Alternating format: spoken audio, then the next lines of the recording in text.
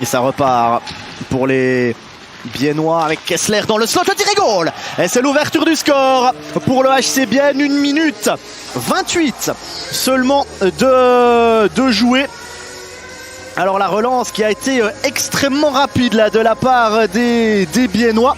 Tino Kessler qui marque son 2e but de la saison. Mais on l'a complètement oublié. On a d'abord oublié Kunti sur le flanc droit.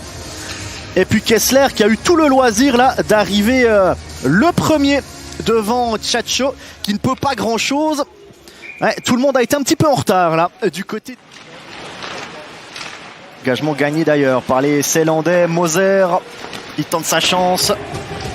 C'est Kneubuller cette fois-ci qui s'est mis en opposition.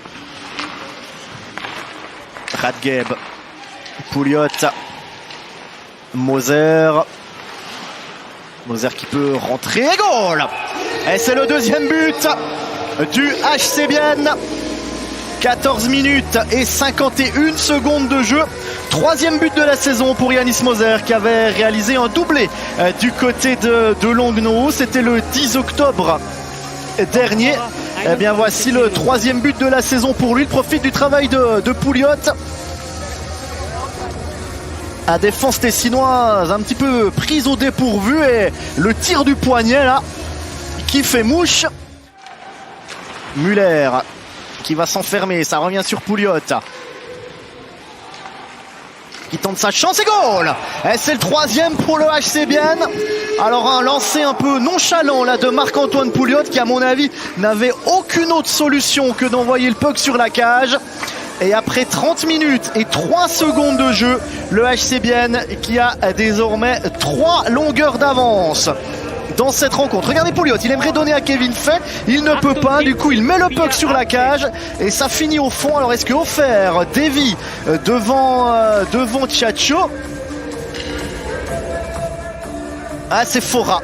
À mon avis, c'est Fora qui dévie ce palais entre Mazzolini qui a de l'espace. Le tir de Mazzolini. Elien Pope qui relâche, Puck qui traîne dans le slot. Ouais, il a fallu encore Stempfli là pour écarter le danger. C'est un 2 contre 1 maintenant pour les Biennois. Ugly et goal. Et c'est le 4e pour les Biennois. 31 minutes et 9 secondes de jeu. Ugly qui manque son contrôle mais qui bat quand même Damiano Tchatcho. 4-0 désormais pour les Ceylandais. Pour son 100e match de National League ce soir. La passe de Kunti.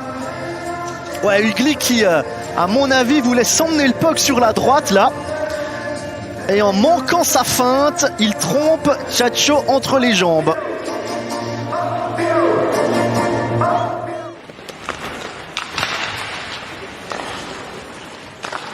Et goal pour les Biennois, c'est le 5e, il restait 20 secondes de punition à Pinana. 44 minutes et 47 secondes de jeu. Et Kunsley qui marque donc le 5-0 en supériorité numérique. Mike Kunsley qui n'avait plus marqué depuis 8 matchs. Déviation assez subtile là sur ce tir du poignet de Fuchs. Ouais, Fuchs repoussé par Pope. Ouais, alors les 2 minutes contre Radgeb, c'est pour comportement antisportif et goal. Et c'est Flynn qui peut inscrire le premier but d'Ambry ce soir. 50 minutes et 20 secondes de jeu. But marqué à 5 contre 4 là pour Brian Flynn. Son 4e but de la saison et son 2e en supériorité numérique. Elien Pope surpris. Un petit jeu de billard là. Et ça continue pour refaire. Le tir, c'est sauvé par Fischer. Alors est-ce qu'il y a but? Les arbitres qui ne valident pas le but sur la glace. Le signe de Motier Tchering a été très clair. Les 2 bras étaient à l'horizontale. Vous le voyez, il vient de refaire son geste. Et ensuite, il va aller voir la vidéo 53 minutes et 43 secondes de jeu. Pas de but. On va regarder si le puck a franchi la ligne. Les arbitres qui vont aller inspecter la vidéo sur ce cafouillard. Contre 4.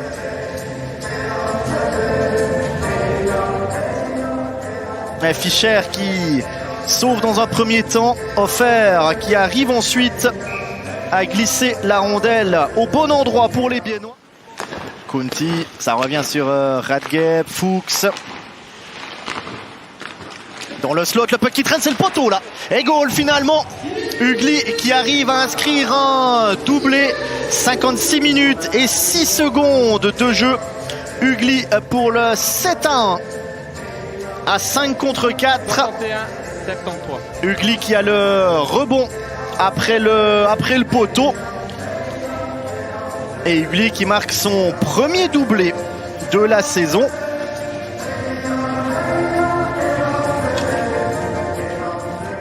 C'est le plus rapide là. Michael Ugly. Und numéro 10.